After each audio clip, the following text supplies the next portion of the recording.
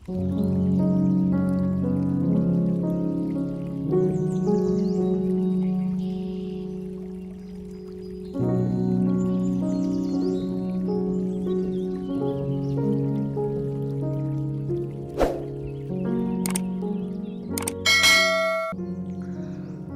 nama Bapa dan Putra dan Roh Kudus. Amin. Bapak, Ibu, Saudara-saudari sekalian, salam jumpa kembali dalam renungan inspiratif Hari Raya Tritunggal Maha Kudus berdasarkan Injil Matius bab 28 ayat 16 sampai 20. Terpujilah Allah Tritunggal Maha Kudus. Bapak, Ibu, Saudara-saudari terkasih, ketika kapal seorang uskup berlabuh di sebuah pulau terpencil selama kurang lebih sehari, ia bermaksud menggunakan hari itu sebaik-baiknya. Ia berjalan-jalan menyusuri pantai dan menjumpai 3 orang nelayan yang sedang memperbaiki pukat mereka.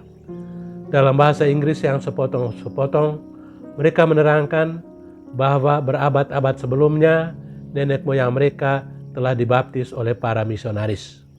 "Kami adalah orang-orang Katolik," kata mereka sambil dengan bangga menunjukkan dada.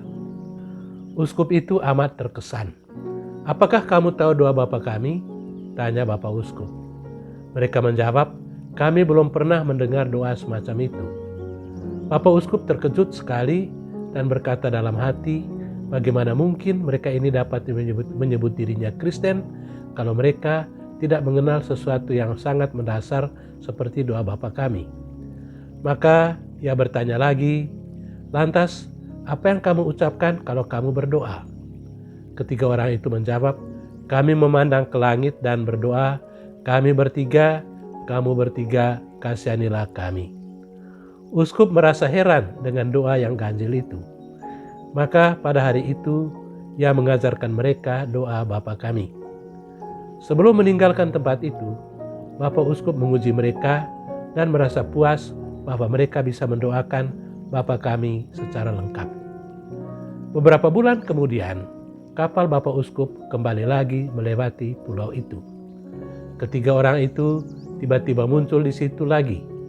Mereka senang sekali dan berkata, "Bapak Uskup, kami senang sekali bisa bertemu dengan Bapak Uskup. Kami dengar kapal Bapak Uskup datang sehingga kami buru-buru kemari."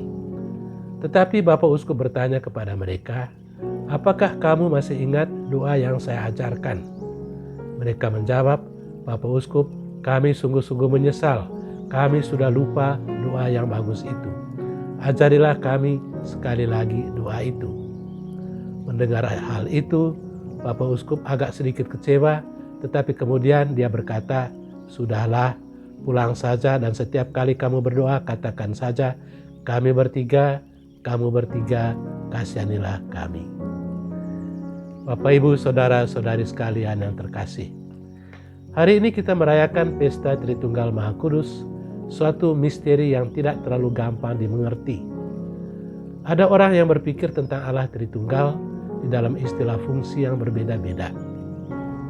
Di dalam keluarga misalnya, seorang laki-laki adalah seorang ayah untuk anak-anaknya, suami untuk istrinya, dan barangkali guru untuk murid-muridnya.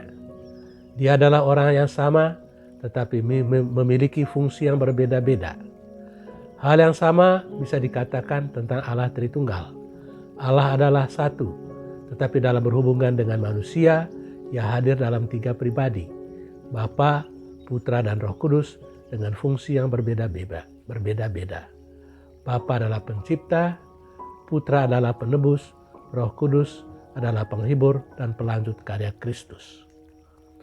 Kebenaran tentang ajaran Tritunggal Maha Kudus sudah lama dirangkul di dalam kehidupan gereja.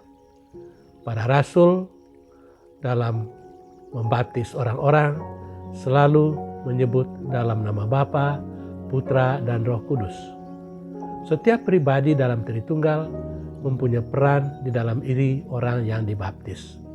Bapa mencipta, Putra menebus, dan Roh Kudus memberi hidup baru kepada orang-orang yang dibaptis.